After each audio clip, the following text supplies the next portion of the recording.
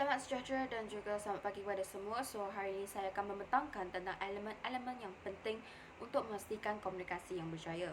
Terdapat 6 elemen dalam komunikasi yang berjaya, iaitu penghantar, encode, saluran, decode dan juga penerima. Umum mengetahui bahawa komunikasi ialah satu proses menyampaikan maklumat secara betul dan tepat dari seseorang individu kepada individu yang lain. So, kita akan melihat peranan-peranan elemen yang terdapat dalam komunikasi untuk memastikan komunikasi yang berjaya. Baiklah, kita teruskan kepada elemen yang pertama, iaitu penghantar. Penghantar merupakan seseorang individu yang memulakan atau mempelopori sesuatu maklumat dan berkeinginan untuk menyampaikan maklumat tersebut kepada orang lain.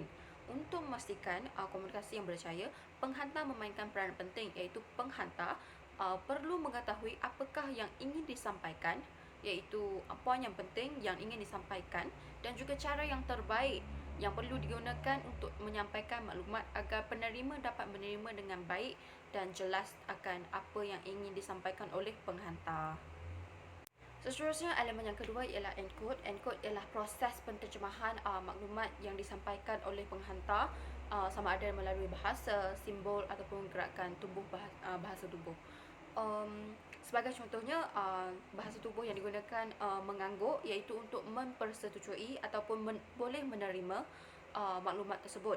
Untuk memastikan komunikasi yang berjaya, encode yang digunakan haruslah bersesuaian dengan situasi. Sebagai contohnya, untuk menyampaikan satu maklumat secara sulit, boleh menggunakan bahasa tubuh, iaitu untuk menganggukkan kepala ataupun menggelengkan kepala kepada penerima.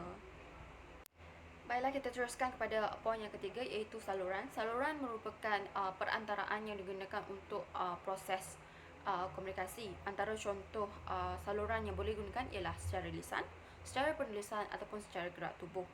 Okey, untuk memastikan komunikasi yang berjaya, kita boleh menggabungkan beberapa contoh saluran yang digunakan agar penyampaian maklumat kita menjadi lebih jelas.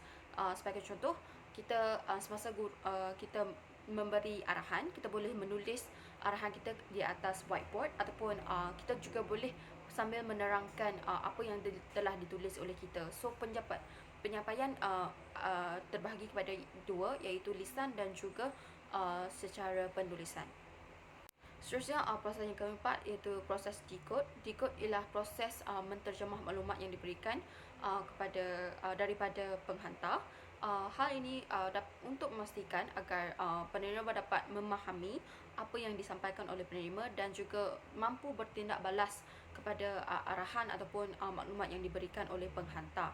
Komunikasi yang berjaya semestinya memerlukan proses decode yang sangat mudah ataupun kompleks, bergantung kepada cara penyampaian maklumat.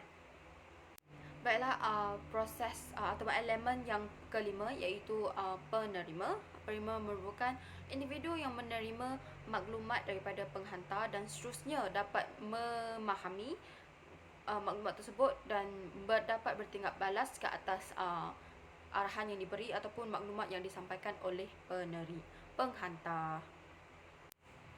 Baiklah, proses yang seterusnya iaitu elemen yang terakhir, gangguan ataupun halangan.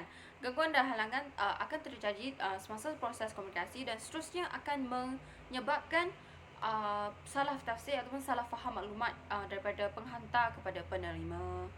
Sebagai contohnya, secara lisan, seseorang penghantar ingin menghantar maklumat kepada penerima, namun telah disalah tafsir oleh orang tengah dan menyebabkan maklumat yang disampaikan oleh orang tengah kepada penerima adalah salah.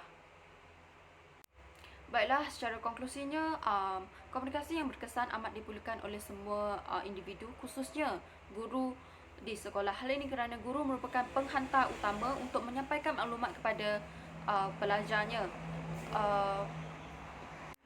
Untuk memastikan pelajar dapat memahami dengan baik tentang suatu topik ataupun pembelajaran mereka, guru haruslah memberikan maklumat secara tepat, dan semestinya elemen dalam komunikasi yang telah saya terangkan sebentar tadi amat berguna dan boleh dipupuk dalam kalangan guru dan juga pelajar di sekolah.